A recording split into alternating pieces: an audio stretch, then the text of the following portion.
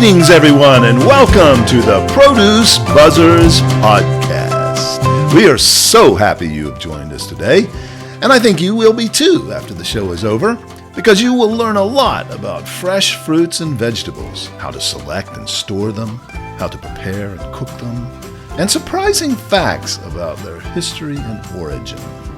We hope it inspires you to eat more fresh fruits and vegetables, not only for your health, but also for your delight and pleasure as you explore their amazing world of taste and delicious flavors.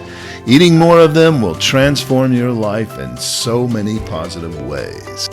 So settle back, relax, and get ready for another delicious adventure with the Produce Buzzers.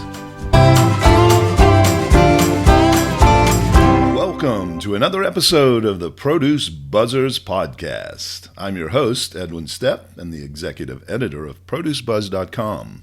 I'm joined by Teresa Nolan, president and founder of Produce Buzz, along with Rick Stepp and Cynthia Benedetto, both contributors to Produce Buzz. Teresa, Rick, and I are siblings who grew up in the produce industry, working in our father's business, and then later with Teresa and her company that she formed to provide marketing and merchandising for the produce industry. Cynthia Benedetto is our adopted sibling, since she worked alongside of us in Teresa's company for many years. We are all so passionate about fresh fruits and veggies, and we hope to pass that along to you in these episodes. We hope that you are all surviving this cold and stormy winter and have stocked up on plenty of fresh fruits and veggies, especially if you're snowed in. Winter can be a gloomy time, but probably one of the few things that is really, really awesome about wintertime is the marvelous variety of delicious citrus fruits that are in season, plentiful, and relatively inexpensive. There is nothing like a fresh-cut orange adorning your breakfast plate, ready to explode with flavor across your palate, famished and dry from a long winter's nap. Or a healthy grapefruit half, nicely sectioned and ready to spoon out some of its tart corpuscles of juice. Or perhaps you prefer an easy-to-peel clementine because of its seedless, sweet, and juicy sections. The winter months and into early spring is the absolute best time for citrus fruits. So today on the Produce Buzzers podcast, Rick is going to tell us all about winter citrus and what to know as you look for them in the next few months. But first, I want to tell you about one of my favorite winter citrus fruits. Call me old-fashioned, but I still prefer an orange to open up my day. There are so many different varieties of oranges that are exceptional in their own right, that there is one that is not only has exceptional flavor, but also delights visually. Its flesh is a beautiful pink color, and its name is Cara Cara. And just like New York, New York, it's so nice they had to name it twice. You may not have heard of the Cara Cara, but it's not new. It's been around for a while. It came into the world quite unexpectedly, however. It is a mutation rather than a deliberately created hybrid from a navel orange. It accidentally appeared on a tree of the Washington variety, navel, in Venezuela over 40 years ago.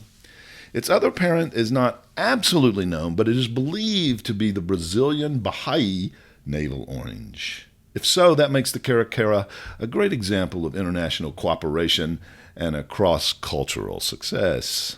It made its way into the United States in the 1980s, but it's only been recently that it's been transcended from a rare specialty item to more of a mainstream variety. That means you should not have too much trouble finding these delightfully sweet and colorful fruits in your grocery stores or other markets where you shop. They begin harvesting in November and usually are around until April. But January through March are the peak shipping times and the best time for optimal flavor. They are grown in the usual areas for citrus in the U.S., California, Texas, and Florida. Many consider the Cara Cara to be the sweetest of all navel oranges. Others think their flavor is closer to a tangerine. And then those with really refined palates have identified notes of rose petal, cherry, and even blackberry.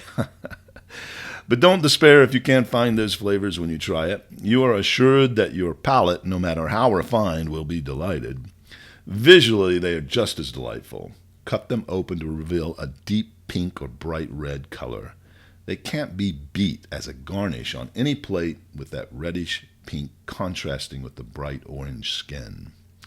When you look for them in the grocery store, from the outside you will not be able to tell the difference between them and a regular navel. So look carefully at the signage for them, or ask your store's produce manager.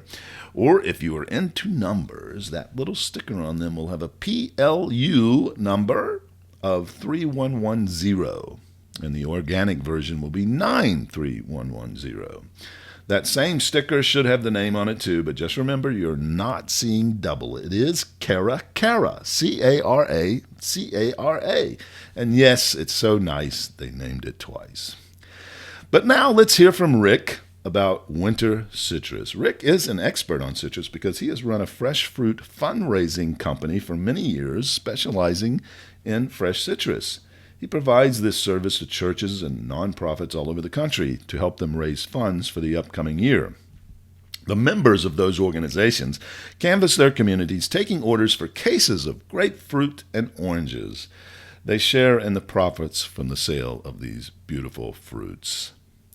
So, Rick, what are you going to tell us about citrus today? We always think of the citrus season around the holiday season.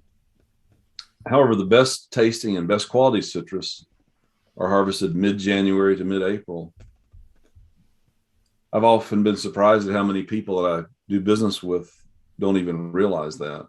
And I have a fruit fundraising business. I work with schools and churches and other charitable organizations to raise money for a fundraiser by selling citrus. And a lot of times people will call me and say, we just don't have time to do this sale for Christmas. And I say, well, you know, the best quality, the best tasting citrus is after the Christmas holidays, from mid-January through mid-April.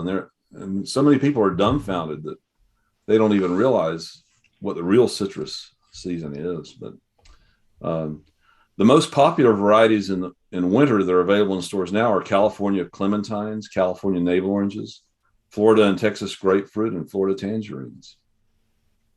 And of course, as everyone knows, fresh limes from Mexico and Florida, and lemons from California, Florida, and Mexico are available year-round, and have become a staple in the United States.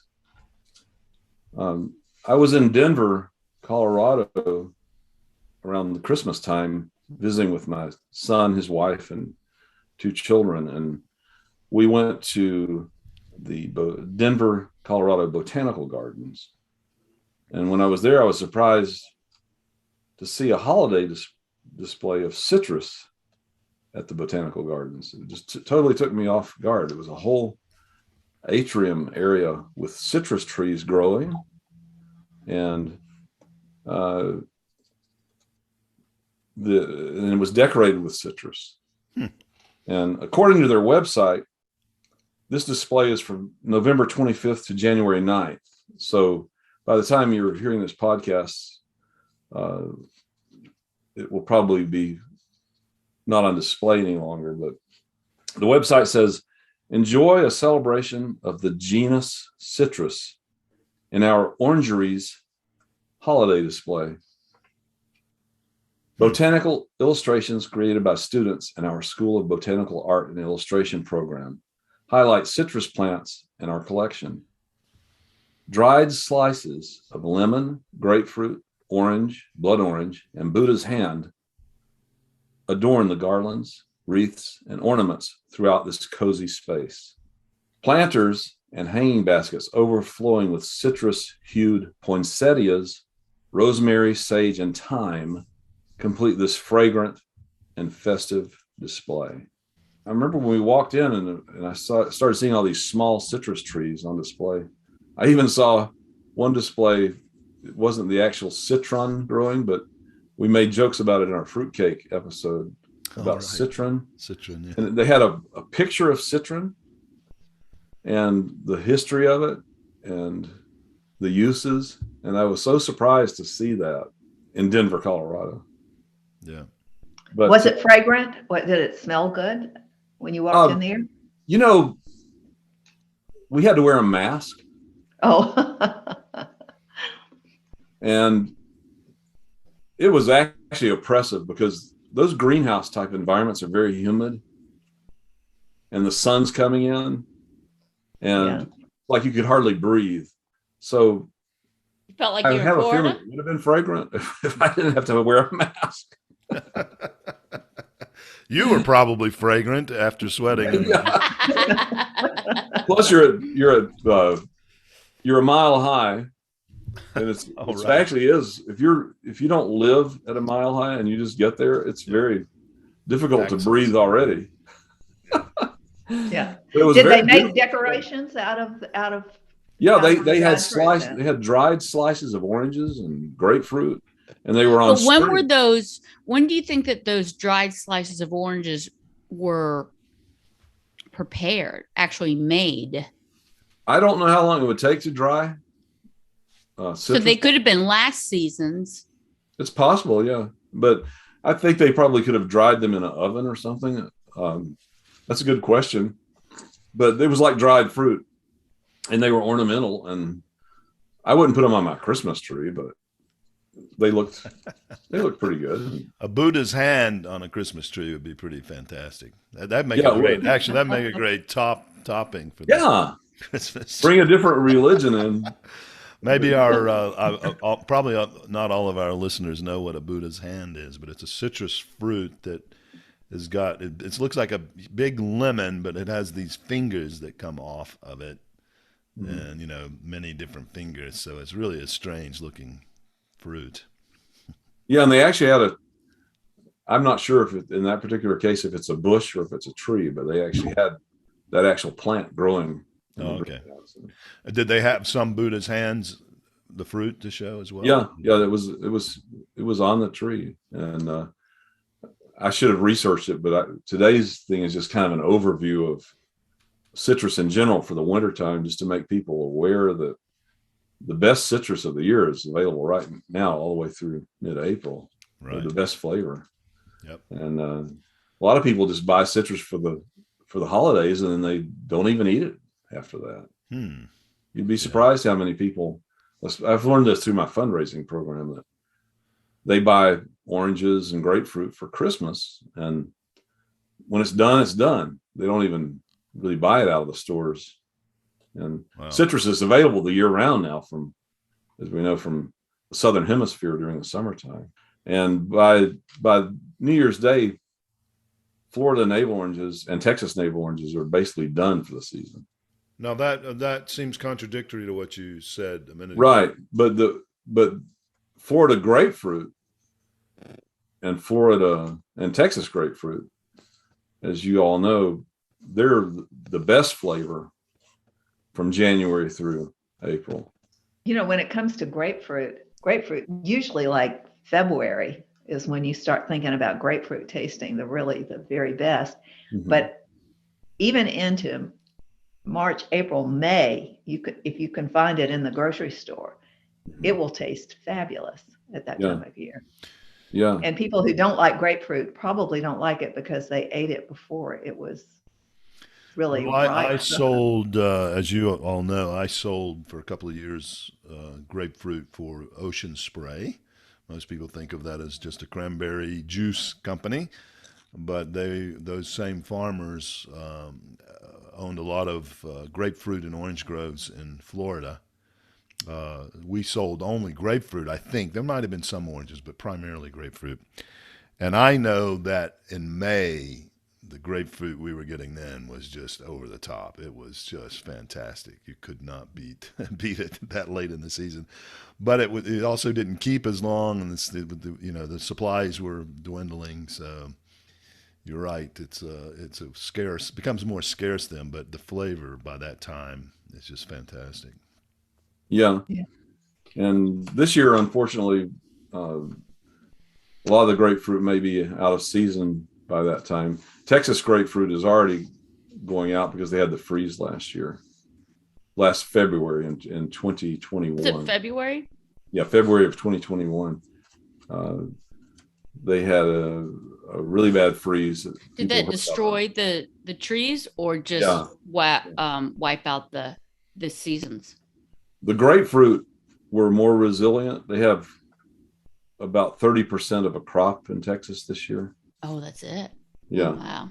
But Florida has a lot of grapefruit. They've had their own problems, as we know. The citrus greening disease has caused a lot of the groves in Florida to be destroyed, and they've had to replant with newer varieties. And they are coming back, but also that they had done well, and then they're like, oh, everybody wanted to get in on it, and then there were so many growers that they just it was a supply and demand story, and they diluted the price.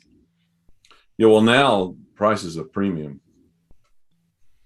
Grapefruit are very expensive if you go to buy them right now because of the shortage, both from the green disease in Florida and the freeze in Texas. But there's still some really good grapefruit in the stores, but don't look to find good quality grapefruit in May. I don't think this year. If you're a grapefruit lover, you want to buy it between now and probably 1st of March and enjoy it while it lasts, because then the California grapefruit comes in, and honestly, California grapefruit doesn't even compare to Florida or Texas. I've had some pretty good California. I you know better than I, because you've been really dealing with a lot of citrus. Mm-hmm. But I have had some fantastic grapefruit in California. Yeah, and the thing is, that grapefruit is concurrent with the Texas and Florida grapefruit. Right. But once the summer comes, you get that California grapefruit that is really kind of dry. Right. Yeah. And I mean, in my fundraising business, I wouldn't even be able to sell that. Right. Because my people are used to getting a juicy Florida or Texas grapefruit. And you're right, though. In California, during that same time, they have very good quality grapefruit. But you and I, Rick, were having a discussion via email where you were, a lot of people think their favorite, or most people prefer, I think, the pink grapefruit. Mm-hmm. And which, by the way, is very hard to find right now. Oh, interesting. Because everyone is replanted with the red grapefruit. Oh, okay. So red. So if you actually went and tried to get a pink colored grapefruit, you'd be hard pressed to find it. Okay. All right. But that's something that I had kind of forgotten about, that red versus pink. Mm-hmm. Is the Rio varieties of grapefruit were developed in Texas by the I think Texas A&M University. It was like an accident. And even in Florida, they started producing a lot of the Rio red grapefruit, which is a much richer red color. Right. And the actual pink grapefruit is very hard to find. Which is sweeter?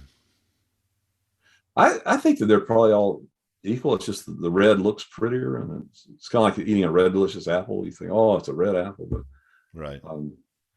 So yeah, that's a question I had when we had our discussion, because I know generally my thought had been for many years that, I've got to have a pink grapefruit because white grapefruit is not going to be as sweet. Mm-hmm. But when I was living in Pasadena, my neighbor across the street had a grapefruit tree in his backyard. Mm-hmm. That was really prolific. I mean, that thing got loaded every year, and it was white grapefruit.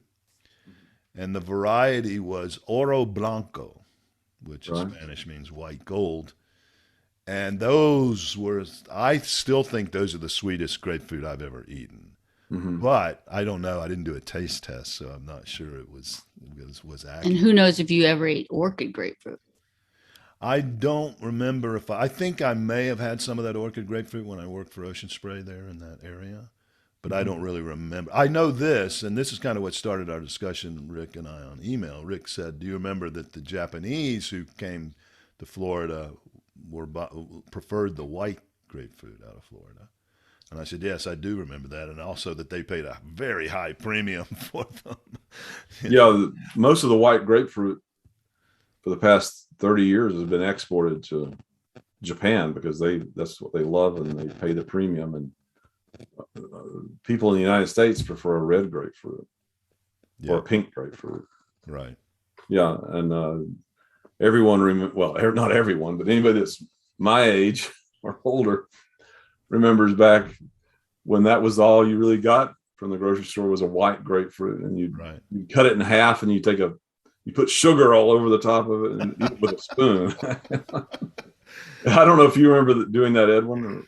Yeah, no, I do remember and I hated grapefruit growing up, even with the sugar on it. To me, that didn't take away the bitterness that comes. I know. I cannot eat it. That bitterness comes from, what is that called in the membrane between the sections? If you can get pith? that, is it pip? Pith, TH, pith. Pith, you're right. Yeah. Yeah. And I don't have a lisp, so we're not talking about pith. Tastes like pith.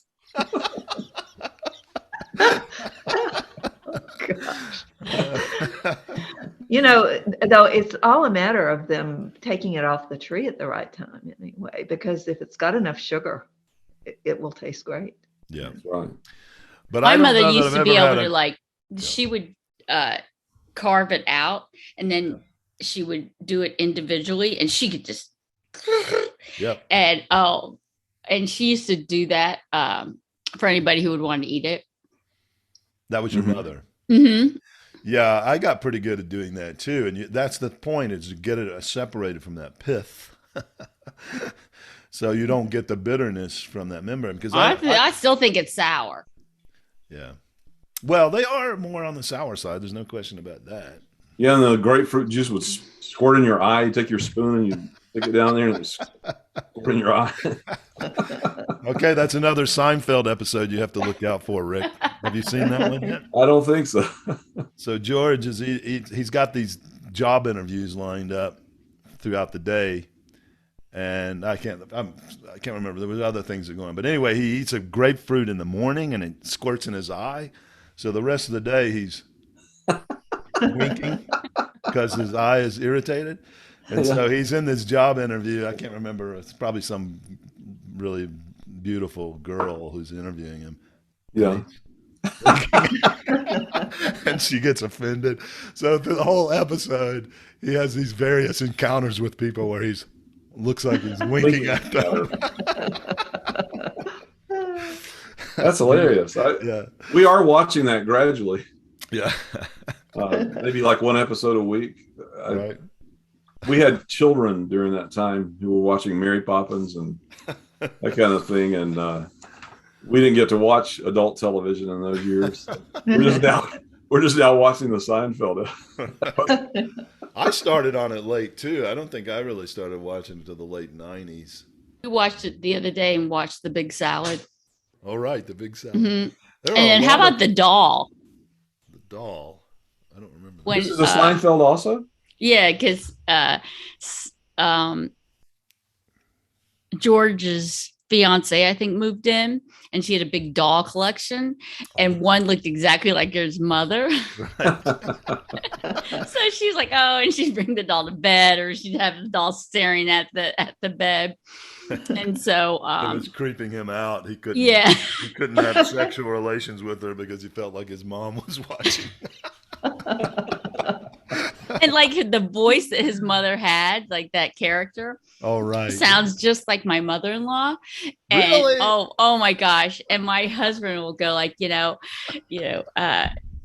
her again, and like, stop eating with your free hands, and my mother will get so offended. But she does sound like that. My favorite is that I've seen so far is Everybody Loves Raymond when he signed his parents up for the Fruit of the Month Club. Right. Why? You I never saw that. I never saw that one. And she's like, what are we going to do with all this fruit? You expect us to eat all this fruit? That's kind of the way my fundraising business is, because people buy like 20 pounds of navel oranges and 20 pounds of grapefruit. And 20 pounds of red apples. And then I could just see her, if Raymond bought that and brought it to her house, the same principle. What am I going to do with all this fruit? They brought it to your house, you'd throw it in the blender and freeze it. Yeah. Or microwave it. Come on. Yes. Well, I tell you what. Okay, tell me what. Tell something that's very good is you take an apple and slice it up into wedges and put it in the microwave for about 30 seconds.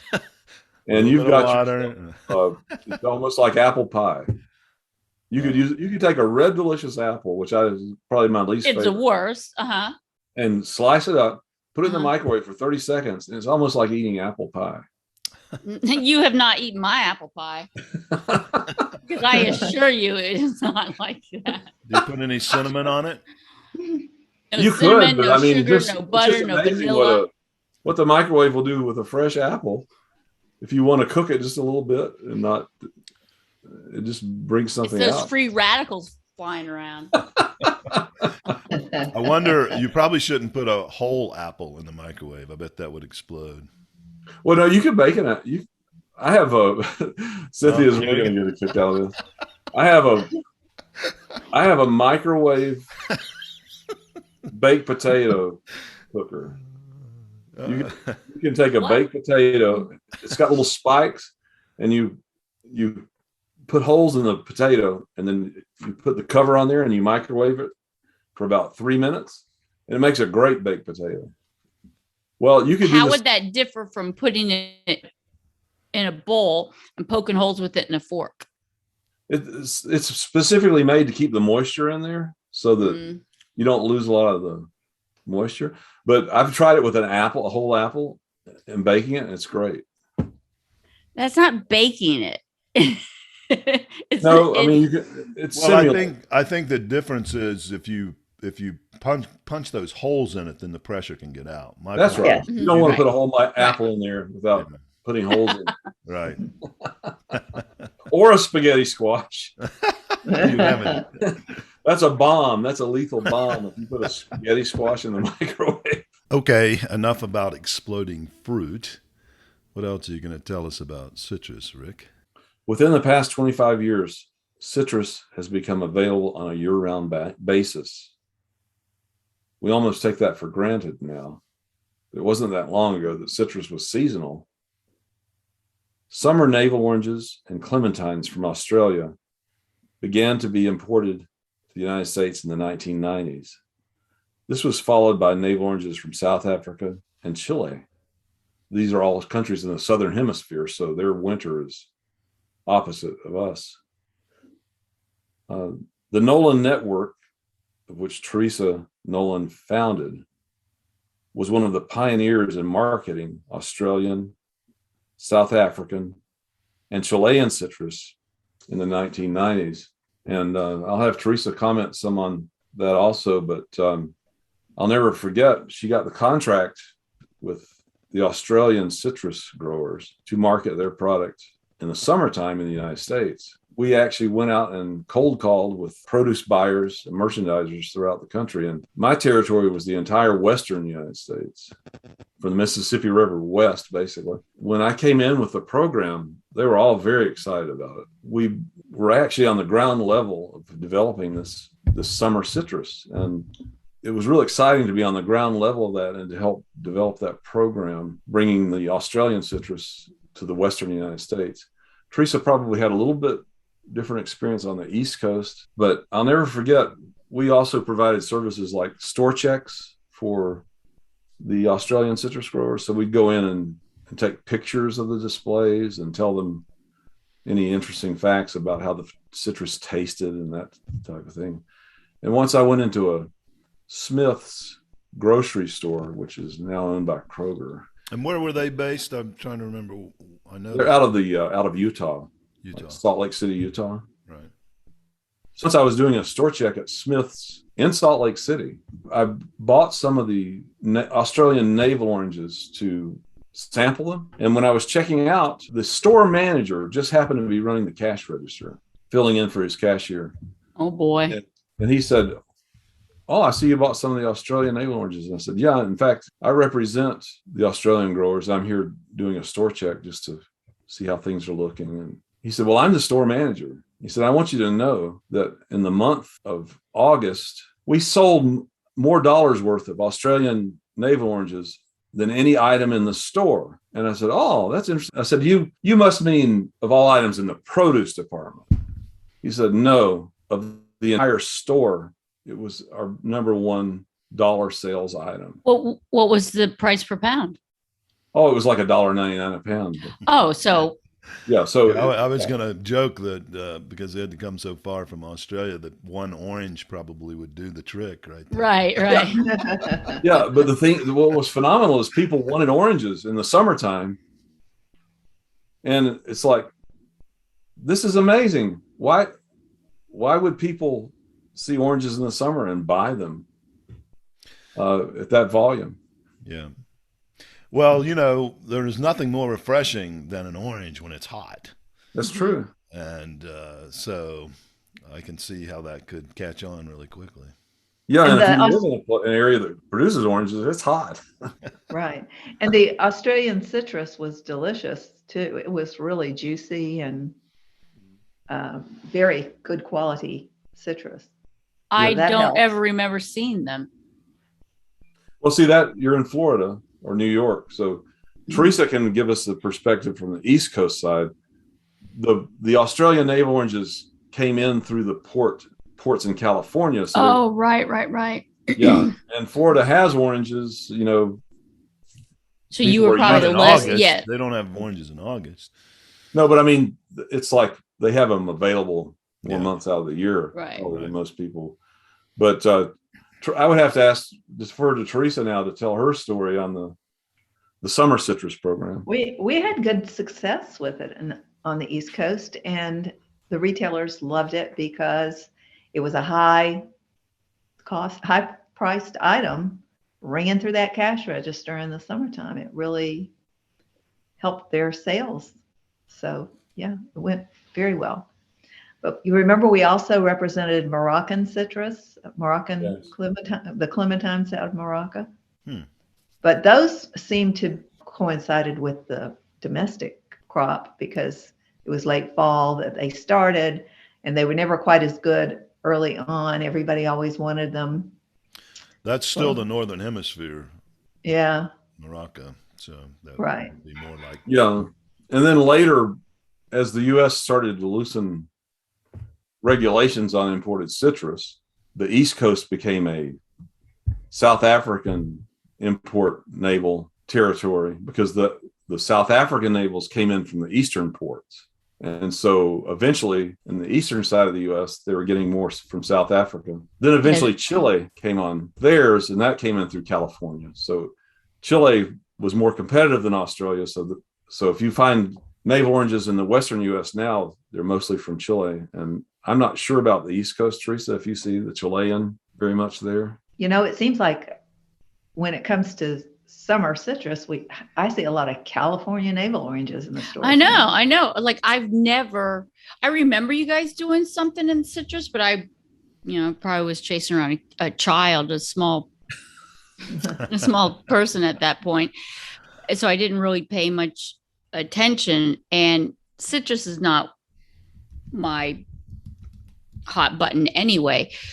However, today is Australia navels. Are they still coming in? Yeah, but you see, like here in Minnesota, where I live, when the program first started, they were everywhere, the Australian. What happened? Mostly Chilean. And because of a price advantage, they can. So where did the Australian go?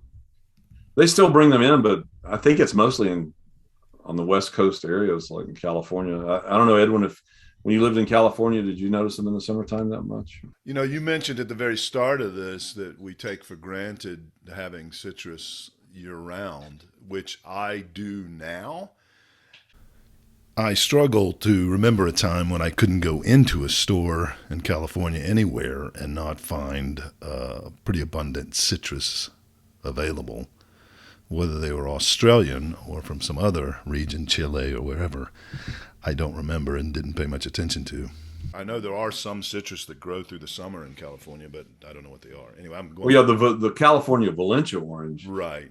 grows all summer, and that's your primary one, but yeah, it doesn't even compare to an Australian navel. Oh, yes, Wow, I know really? that. And I remember eating the Australian navels. I probably was made aware of it because you guys were marketing it, but I know they were very good. Mm-hmm. I haven't been involved in that, doing store checks in the Western U.S. All I know is where I live in Minnesota, you very seldom would see an Australian. Oh, okay. When did you guys stop marketing them? Wow. I think it was like 2008 or something. Oh, so you did it a really long time. Yeah, we did it for about 10 years. Well, I think we did a great job getting it placed and everything. I would wonder if any one person, and I do mean person, not company, could take the credit for being on the ground floor for so many different commodities and making a direct impact on the sales and movement. Cynthia's, of course, talking about our fearless leader, Teresa Nolan, with her Nolan Network being involved in the marketing of so many fresh produce products over the years. Well, it was a perfect storm for me. Things just came together at the right time. And I think I had a lot of good people working for me, too. That helped a lot. Couldn't get into that Nolan Network. Our family members to work for. That nepotism in that. We love nepotism. That's our motto. I've never had any luck hiring relatives. Well, that's why you won't hire me. I keep asking him for a job. He's like, okay, you're not going to hire me, so I'm cutting you off. That's all the airtime you get today, buddy. But seriously, thanks, Rick, for the great info on citrus. We hope it inspires our listeners to buy a lot of oranges, grapefruit, clementines, tangerines, and the like. If you do and eat them up, you will also be fighting off colds, the flu, and we are certain it will help fight off COVID as well. What a delightful way to keep from getting sick. That's all the time we have for today, but please take a second before you leave to subscribe and or follow our podcast on whatever podcast platform you are listening on. We are on over 10 different podcast feeds, including YouTube. And if you want to help support this podcast by making a donation, we would be so grateful. Just go to anchor.fm/produce-buzz, and you will see a support button below the podcast description. Click on it, give what you can. No amount is too small, and, of course, no amount is too large. Thank you, listeners, and good night. Well, thank you, listeners, for tuning in to the Produce Buzzers podcast, brought to you by Produce Buzz, the gathering place for lovers of fresh fruits and veggies. We hope you were entertained a bit and educated a lot about fresh produce. Be sure to join us next time, and please tell your friends to do so as well. Like, share, and comment on our Produce Buzz Facebook page. And check out our website at www.producebuzz.com. There you will find articles about fresh fruits and veggies, how to select, store, and prepare them, as well as lots of interesting facts about all the wonderful bounty the earth provides for us. Until next time, be fruitful, and don't forget to veg out.